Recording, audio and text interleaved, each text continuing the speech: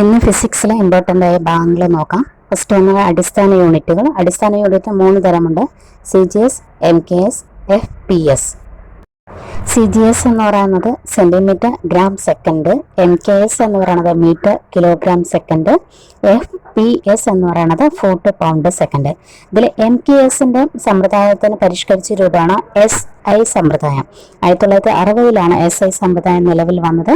7 യൂണിറ്റുകളാണ് SI സമ്പ്രദായത്തിൽ ഉള്ളത്. ഒന്ന് നീളം, മാസ്, സമയം, വൈദ്യുത പ്രവാഹം, തീവ്രത, താപനില, പദാർത്ഥത്തിന്റെ അളവ്, പ്രകാശ തീവ്രത എന്നിവ. SI യൂണിറ്റ് 2 ഉണ്ട്. ഒന്ന് പ്രതല കോണിന്റെ യൂണിറ്റായ റേഡിയനും ഘനകോണിന്റെ യൂണിറ്റായ സ്റ്റെറേഡിയനും. നീളത്തിന്റെ അടിസ്ഥാന യൂണിറ്റ് മീറ്ററാണ്. അതുപോലെ ഇൻഡക്റ്റൻസിന്റെ യൂണിറ്റ് ഹെൻറി, വൈദ്യുത ചാർജിന്റെ യൂണിറ്റ് കൂളോം, മർദ്ദത്തിന്റെ യൂണിറ്റ് വന്നിട്ട് bar, Pascal, torr. Astronomical unit എന്ന് പറയുമ്പോൾ തന്നെ അറിയാം, ആസ്ട്രോണമി എന്ന് പറഞ്ഞാൽ എന്താണ്? ഗ്രഹങ്ങളിൽ നിന്നേക്ക് നക്ഷത്രങ്ങളിലേക്കുള്ള ദൂരമാണ് ആസ്ട്രോണമിക്കൽ യൂണിറ്റ്. അത് 1.496 ഇൻറ്റു 10⁻11 മീറ്റർ ആണ്, അതായത് 15 കോടി കിലോമീറ്റർ. നെക്സ്റ്റ് വന്നിട്ട് പ്രകാശവർഷം. പ്രകാശവർഷം വന്നിട്ട് ഒരു വർഷം കൊണ്ട് പ്രകാശം സഞ്ചരിക്കുന്ന ദൂരമാണ് പ്രകാശവർഷം. ഇത് ശൂന്യതയിലൂടെയുള്ള പ്രകാശത്തിന്റെ വേഗത 3 ലക്ഷം കിലോമീറ്റർ പെർ സെക്കൻഡ് ആണ്, അല്ലെങ്കിൽ 3 × 10⁸8 മീറ്റർ പെർ സെക്കൻഡ്. ഒരു പാസെക്കൻഡ് എന്ന് പറയുന്നത് 3.08 ഇൻറ്റു 10⁻16 മീറ്റർ, അല്ലെങ്കിൽ 3.26 പ്രകാശവർഷം. ഒരു പ്രകാശവർഷം എന്നത് 9.46 ഇൻറ്റു 10⁻12 കിലോമീറ്റർ. അപ്പോൾ ഈ പാർസെക്കും പ്രകാശവർഷം ഇമ്പോർട്ടൻ്റ് ആണ്. 3.08 ഇൻറ്റു 10⁻16 മീറ്റർ, അല്ലെങ്കിൽ 3.26 പ്രകാശവർഷമാണ് ഒരു പാർസെക്ക്. ഒരു പ്രകാശവർഷം എന്ന് പറയുന്നത് 9.46 ഇൻറ്റു 10⁻12 കിലോമീറ്റർ. പിന്നെ ഒരു ഫാത്തം എന്ന് പറയുന്നത് 6 അടി, ഒരു ഹെക്ടർ 2.47 ഏക്കർ, ഒരു മീറ്റർ 100 സെന്റിമീറ്റർ, ഒരു മൈൽ 1.6 കിലോമീറ്റർ, ഒരു കിലോമീറ്റർ 1000 മീറ്റർ, ആൻഡ് 1 അടി എന്ന് പറയുന്നത് 12 ഇഞ്ചാണ്. അടുത്ത പിണ്ഡം. ഒരു വസ്തുവിൽ അടങ്ങിയിരിക്കുന്ന ദ്രവ്യത്തിന്റെ അളവാണ് മാസ് എന്ന് പറയുന്നത്. ഈ ആറ്റം, തന്മാത്ര തുടങ്ങിയവയുടെ മാസ് സൂചിപ്പിക്കാൻ അനുയോജ്യമായ യൂണിറ്റാണ് യൂണിഫൈഡ് മാസ് യൂണിറ്റ്. അറ്റോമിക് കണികകൾ തുടങ്ങിയ വളരെ ലഘുവായ കണികകളുടെ മാസ് നിർണ്ണയിക്കാൻ ഉപയോഗിക്കുന്നതാണ് മാസ് സ്പെക്ട്രോഗ്രാഫ് എന്ന് പറയുന്നത്. ഇനി അടുത്തത് സോളാർ ദിനം കണക്കാക്കുന്നത് ഒരു നട്ടുച്ച മുതൽ അടുത്ത നട്ടുച്ച വരെയുള്ള സമയമാണ് ഒരു സോളാർ ദിനം അഥവാ ഒരു ദിവസം. 1/86,400 ആണ്. ഒരു ശരാശരി സോളാർ ദിനം എന്ന് പറയുന്നത് 1/86,400 സെക്കൻഡായി കണക്കാക്കുന്നു. സോളാർ ദിനം എന്ന് 86,400 സെക്കൻഡാണ്. ക്ലോക്ക് നിർമ്മാണ കലയും സമയം അളക്കുന്ന ശാസ്ത്രവുമാണ് ഹോറോളജി. ക്ലോക്ക് നിർമ്മാണ കല, സമയം അളക്കുന്ന ശാസ്ത്രമാണ് ഹോറോളജി. പെൻഡുലം ക്ലോക്ക് നിർമ്മിച്ചത് ക്രിസ്റ്റൻ ഹൈജൻസ് ആണ്. 10⁻⁻4 m കൃത്യത വരെ നീളം അളക്കാൻ ഉപയോഗിക്കുന്ന ഉപകരണമാണ് വെർനിയർ കാലിപ്പേഴ്സ്.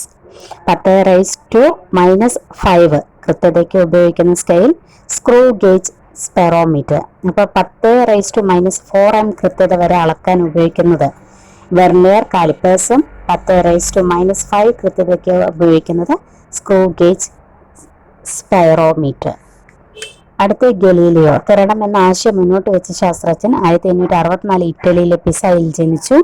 ആധുനിക ശാസ്ത്രത്തിന്റെ പിതാവ് എന്നറിയപ്പെടുന്ന 1609 ടെലിസ്കോപ്പ് രൂപകൽപ്പന ചെയ്തു. അദ്ദേഹത്തിന്റെ പുസ്തകമാണ് dialogue on the two chief world systems. ചന്ദ്രന്റെ പ്രതലത്തിലെ ശൃംഗങ്ങളും ഗർത്തങ്ങളും കൂടാതെ ടെലിസ്കോപ്പിലൂടെ സൂര്യകളങ്ങൾ, അത് dark spot on the sun, വ്യാഴത്തിന്റെ ഉപഗ്രഹങ്ങൾ, ശുക്രന്റെ വിവിധ ദശകൾ എന്നിവ സുപ്രധാന നിരീക്ഷണങ്ങൾ നടത്തിയ വ്യക്തിയാണ് ഗലീലിയോ. അടുത്ത ചലനം. നിശ്ചലാവസ്ഥയിലുള്ള വസ്തുക്കളെ കുറിച്ചുള്ള പഠനമാണ് സ്റ്റാറ്റിസ്റ്റിക്സ്. ചലനം 3 ആയിട്ടുണ്ട്: നേരേഖ ചലനം, ഏകമാന ചലനം, ആൻഡ് സമചലനം. നേരേഖ ചലനം എന്ന് പറഞ്ഞ ഉദാഹരണം ഞെട്ടറ്റി വീഴുന്ന മാമ്പഴം. നെക്സ്റ്റ് ഭ്രമണം. ഭ്രമണം എന്ന് പറയുന്ന കറങ്ങുന്ന പമ്പരത്തിന്റെ ചലനമാണ്. അതിന്റെ അക്ഷം സ്വന്തം അക്ഷത്തെ അടിസ്ഥാനമാക്കിയുള്ള ഒരു വസ്തുവിന്റെ ചലനമാണ് ഭ്രമണം എന്ന് പറയുന്നത്. ഭൂമധ്യ പ്രദേശത്ത് കൂടി ഭൂമിയുടെ ഭ്രമണ വേഗത 1670 km/h ആണ്. അപ്പൊ ഭ്രമണത്തിന് ഉദാഹരണമാണ് കറങ്ങുന്ന പമ്പരം. നെക്സ്റ്റ് പരിക്രമണം. പരിക്രമണത്തിന് ഉദാഹരണം കറങ്ങിക്കൊണ്ടിരിക്കുന്ന ഫാനിന്റെ തലങ്ങളുടെ ചലനം, സൂര്യനെ പ്രദക്ഷിണം ചെയ്തുകൊണ്ടിരിക്കുന്ന ഭൂമിയുടെ വാർഷിക ചലനം, ന്യൂക്ലിയസിന്റെ പ്രദക്ഷിണം ചെയ്തുകൊണ്ടിരിക്കുന്ന ഒരു ഇലക്ട്രോണിക്കിന്റെ ചലനം. ഈ ഇലക്ട്രോണിക്കിന്റെ ചലനം പരിക്രമണവും ഭ്രമണവും വരുന്നുണ്ട്.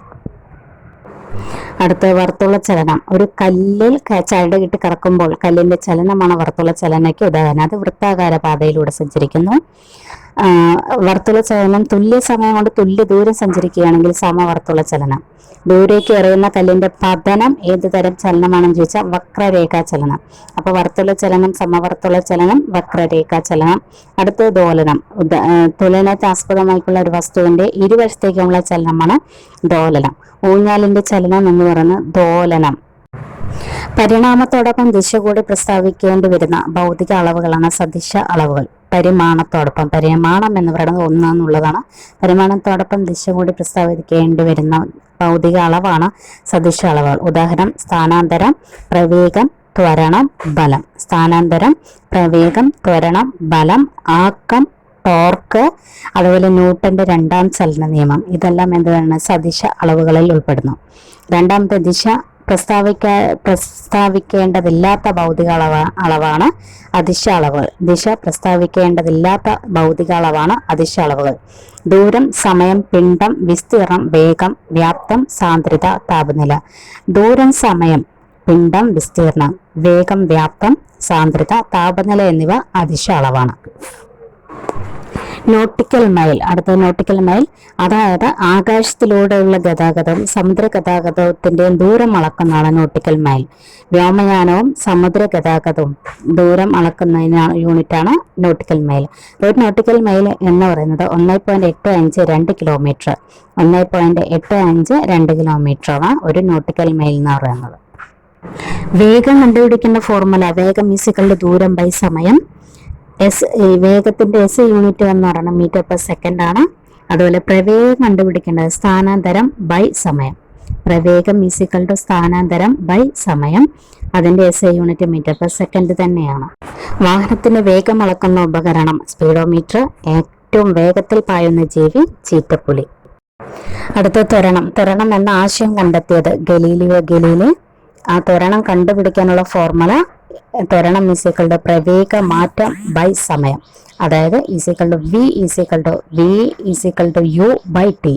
v എന്ന് പറയുന്ന അന്ത്യപ്രവേഗം, u എന്ന് പറയുന്ന ആദ്യ പ്രവേഗം, t എന്നത് സമയം. അപ്പൊ ത്വരണം ഈക്വൽ ടു പ്രവേഗ മാറ്റം ബൈ സമയം, അല്ലെങ്കിൽ v minus u by T. ത്വരണമുണ്ടാകുന്ന സന്ദർഭങ്ങൾ ഏതൊക്കെയാണെന്ന് ചോദിച്ചാൽ തെങ്ങിൽ നിന്ന് താഴേക്ക് പതിക്കുന്ന തേങ്ങയുടെ ചലനം, ഉരുട്ടിവിട്ട പന്ത് നിശ്ചലമാകുന്നത്, ഇറക്കത്തിൽ ഉരുട്ടിവിട്ട പന്തിന്റെ ചലനം എന്നിവ ത്വരണമുണ്ടാകുന്ന സന്ദർഭങ്ങളാണ്. അടുത്ത മന്ദീകരണം. പരസ്പര പ്രവർത്തനത്തിൽ ഏർപ്പെട്ട പ്രതലങ്ങളുടെ ആപേക്ഷിക ചലനത്തെക്കുറിച്ച് പഠിക്കുന്ന ശാസ്ത്രശാഖയാണ് ട്രൈബോളജി. പരസ്പര പ്രവൃത്തിയിൽ ഏർപ്പെട്ട പ്രതലങ്ങളുടെ ആപേക്ഷിക ചലനത്തെക്കുറിച്ച് പഠിക്കുന്ന ശാസ്ത്രശാഖയാണ് ട്രൈബോളജി. മന്ദീകരണം കണക്കാക്കുമ്പോൾ നെഗറ്റീവ് പരിഗണിക്കേണ്ടതില്ല. അപ്പൊ മന്ദീകരണം എന്നത് ത്വരണം equal to v minus u by T ആണ് മന്ദീകരണം. സമവേഗത്തിൽ സഞ്ചരിക്കുന്ന ഒരു വസ്തുവിന്റെ ഗ്രാഫ് നേർരേഖയിലും അസമവേഗത്തിൽ സഞ്ചരിക്കുന്ന ഒരു വസ്തുവിന്റെ ഗ്രാഫ് നേർരേഖയിൽ ആയിരിക്കില്ല. ഒരു വസ്തുവിന്റെ വേഗത കണ്ടെത്താൻ ഉപയോഗിക്കുന്ന ഗ്രാഫ് സ്ഥാന സമയ ഗ്രാഫ് അല്ലെങ്കിൽ പൊസിഷൻ ടൈം ഗ്രാഫ്. ഒരു വസ്തുവിന്റെ ത്വരണം കണ്ടെത്താൻ ഉപയോഗിക്കുന്ന ഗ്രാഫ് പ്രവേഗ സമയ ഗ്രാഫ് അല്ലെങ്കിൽ വെലോസിറ്റി ടൈം ഗ്രാഫ്. ഒരു വസ്തുവിന്റെ വേഗത കണ്ടെത്താൻ ഉപയോഗിക്കുന്ന ഗ്രാഫ് സ്ഥാന സമയ ഗ്രാഫ്. ഒരു വസ്തുവിന്റെ ത്വരണം കണ്ടെത്താൻ ഉപയോഗിക്കുന്ന ഗ്രാഫ് പ്രവേഗ സമയ ഗ്രാഫ്. അടുത്ത ചലന നിയമങ്ങൾ. ഗലീലിയോയുടെ ചലന നിയമങ്ങളാണ്. ജഡത്വ നിയമം ആവിഷ്കരിച്ച ഗലീലിയാണ്. ഒരു വസ്തുവിന്റെ ജഡത്വം അതിന്റെ മാസിനെ ആശ്രയിച്ചിരിക്കുന്നു. മാസ് കൂടുന്നതനുസരിച്ച് ജഡത്വം കൂടുന്നു. മാസ് കൂടിയ ജഡത്വം കൂടുന്നു. മാസ് കുറഞ്ഞ ജഡത്വം കുറയുന്നു. ജഡത്വം 2 തരമുണ്ട്: ചലന ജഡത്വം, നിശ്ചല ജഡത്വം. ചലന ജഡത്തിന് ഉദാഹരണം ലോങ് ജമ്പ് ചാടുന്ന കായിക താരങ്ങൾ ചാടുന്നതിന് മുമ്പ് അല്പം ദൂരേക്ക് ഓടുന്നത്, വേഗത്തിൽ ഓടിക്കൊണ്ടിരിക്കുന്ന ഒരു ബസ് പെട്ടെന്ന് നിർത്തുമ്പോൾ യാത്രക്കാർ മുന്നോട്ട് വീഴാൻ പോകുന്നത്, സ്വിച്ച് ഓഫ് ചെയ്ത ശേഷം ഫാൻ അല്പം നേരത്തേക്ക് കറങ്ങുന്നത് എല്ലാം ചലന ജഡത്വമാണ്. നിശ്ചല ജഡത്തിന് ഉദാഹരണമാണ് നിർത്തിയിട്ടിരിക്കുന്ന ബസ് പെട്ടെന്ന് മുന്നോട്ടെടുക്കുമ്പോൾ യാത്രക്കാർ പിറകോട്ട് പോകുന്നത്, മാവിൻ കൊമ്പ് പെട്ടെന്ന് കുലുക്കുമ്പോൾ മാങ്ങ ഞെട്ടേറ്റ് വീഴുന്നത്, അട്ടയെ അടുക്കിയ കാരംസ് കോയിന് മുകളിൽ കാരംസ് കോയിന്റെ ഏറ്റവും അടിയിലുള്ള കോയിൻ തട്ടിത്തെറിപ്പിച്ചാലും ശേഷിക്കുന്നവ സ്ഥിരാവസ്ഥയിൽ തുടരുന്നു. പലകയിൽ ഇഷ്ടിക വെച്ചതിന് ശേഷം പലക പെട്ടെന്ന് വലിച്ചാൽ ഇഷ്ടിക ഏതാൻ സ്ഥാനത്ത് തുടങ്ങുന്നതെല്ലാം ഗലീലിയുടെ നിശ്ചല ജഡത്വത്തിന് ഉദാഹരണമാണ്. അടുത്ത ന്യൂട്ടന്റെ ചലന നിയമം. ന്യൂട്ടനും ജഡത്വത്തെക്കുറിച്ചാണ് ഒന്നാം ചലന നിയമത്തിൽ പറയുന്നത്. അസന്തുലിതമായ ബാഹ്യമല്ല, ഒരു ബാഹ്യബലം പ്രയോഗിക്കാതിരിക്കുന്ന സമയത്ത് ഒരു വസ്തു അതിന്റെ സ്ഥിരാവസ്ഥയിലോ നേർരേഖ സമചലനത്തിലോ തുടരുന്നതായിരിക്കും. ഇതാണ് ന്യൂട്ടന്റെ ഒന്നാം ചലന നിയമം. ഉദാഹരണം: മേശപ്പുറത്ത് നിശ്ചലാവസ്ഥയിലിരിക്കുന്ന പുസ്തകം, സമപ്രയോഗത്തോടെ സഞ്ചരിക്കുന്ന കാറ്. അടുത്ത ന്യൂട്ടന്റെ രണ്ടാം ചലന നിയമം എന്ന് പറയുന്നത് ഒരു വസ്തുവിനുള്ള ആക്ക വ്യത്യാസത്തിന്റെ നിരക്ക് ആ വസ്തുവിൽ പ്രയോഗിക്കുന്ന അസന്തുലിത ബാഹ്യബലത്തിന് നേർ അനുപാതത്തിലും അതേ ദിശയിലുമായിരിക്കും. അതായത് F=ma. ഇതൊരു സദിശ അളവാണ്. ന്യൂട്ടന്റെ രണ്ടാം ചലന നിയമം സദിശ അളവാണ്. അടുത്ത മൂന്നാം ചലന നിയമം. ഏതൊരു പ്രവർത്തനത്തിനും തുല്യവും വിപരീതവുമായ ഒരു പ്രതിപ്രവർത്തനം ഉണ്ടായിരിക്കും. ഇതാണ് ന്യൂട്ടന്റെ മൂന്നാം ചലന നിയമം. ഉദാഹരണം: തൂക്കിൽ നിന്ന് പായുന്ന വെടിയുണ്ട, തോണി തുഴയുന്നു. ജലോപരിതലത്തിൽ ഉള്ള തോണിയിൽ നിന്ന് ഒരു വ്യക്തി കരയിലേക്ക് ചാടുമ്പോൾ ആ വ്യക്തി തോണിയിലേക്ക് പ്രയോഗിക്കുന്ന ബലത്തിന്റെ ഫലമായി തോണി പുറകിലേക്ക് നീങ്ങുന്നത്. ഇതാണ് ന്യൂട്ടന്റെ മൂന്നാം ചലന നിയമം. അതായത് ഏതൊരു പ്രവർത്തനത്തിനും തുല്യവും വിപരീതവുമായ ഒരു പ്രതിപ്രവർത്തനം ഉണ്ടായിരിക്കും.